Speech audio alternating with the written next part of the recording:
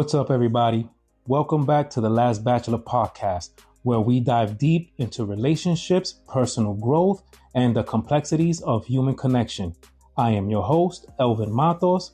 Today, we're tackling some of the most common questions women have about men in dating and relationships. I'll be sharing expert insights, research-backed perspectives, and a little real-world wisdom to help you better understand the men in your lives. So let's get right into it. Question number 1. Why do men struggle to express their emotions? This is a big one. And the truth is, it's a mix of biology, social conditioning, and personal experience. Research shows that men and women experience emotion similarly, but men are often taught from a young age to suppress vulnerability. Phrases like man up or boys don't cry reinforce the idea that emotional expression equals weakness. But here's the thing, men do feel deeply. Many just lack the language or comfort level to express emotions in the way women might expect. If you're in a relationship with a man who struggles with this, patience is key. Rather than pushing him to talk more, create a space where he feels safe to open up at his own pace. Also, watch his actions. Men often express love through doing, not just speaking. Question number two. What are men really looking for in a relationship? The answer varies, but at the core, men want the same things women do: love, respect, and emotional security. However, the way they prioritize these needs can differ. A lot of men value feeling respected just as much, or if not more, than feeling loved. Men also want a partner who supports their ambitions, makes them feel appreciated, and brings a sense of fun and partnership into their lives. That's why relationships that feel like teamwork often last longer. And yes, physical attraction matters, but emotional connection is what keeps men committed long term. Question number 3. Do men value traditional gender roles, or are they open to modern dynamics?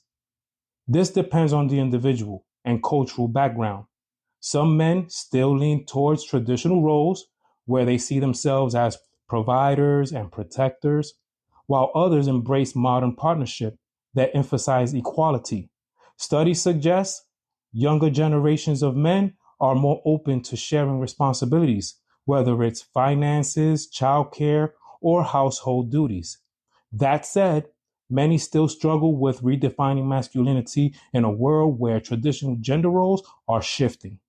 The key here is open communication. If you're unsure where a man stands, just ask. Most will appreciate the conversation. Question number 4. Why do some men seem afraid of commitment? The classic question. First, let's clear up a myth. Not all men are afraid of commitment. Many are actually looking for meaningful relationships, but are cautious about getting hurt, just like women. For those who do hesitate, the reason can range from past heartbreak to fear of losing their freedom or identity. Some men also feel they need to be in a certain financial or emotional place before committing fully. If you're with someone who seems hesitant and don't assume it's about you. Instead, instead of pressuring him into commitment, have an honest conversation about his fears. If he's not ready and you are, then it might be time to reevaluate whether you're aligned in your relationship goals. Question number 5. How do men feel about women making the first move? Times have changed, and many men actually love it when a woman makes the first move. It takes the pressure off and signals confidence, which is attractive to a lot of guys. That said, some men are still wired to enjoy the chase and may be thrown off if a woman takes the lead too aggressively. The key is balance. If you're interested, show it, whether that's initiating a conversation, asking him out, or making your feelings clear. Most men will appreciate the effort. Just like women, men want to feel wanted too. At the end of the day, understanding men isn't about cracking some code. It's about recognizing that they have emotions, fears, and desires just like anyone else. The more we approach relationships with empathy and open communication, the easier it is to build meaningful connections. I hope today's episode gave you some valuable insights. If you enjoyed this discussion, don't forget to rate the podcast and share it with someone who might need it. And hey, what relationship questions do you have? Send them my way through Spotify or my social media, and I'll tackle them in future episodes. Thanks for your time. Take care and keep building those strong, healthy connections. You've been listening to The Last Bachelor. Until the next episode.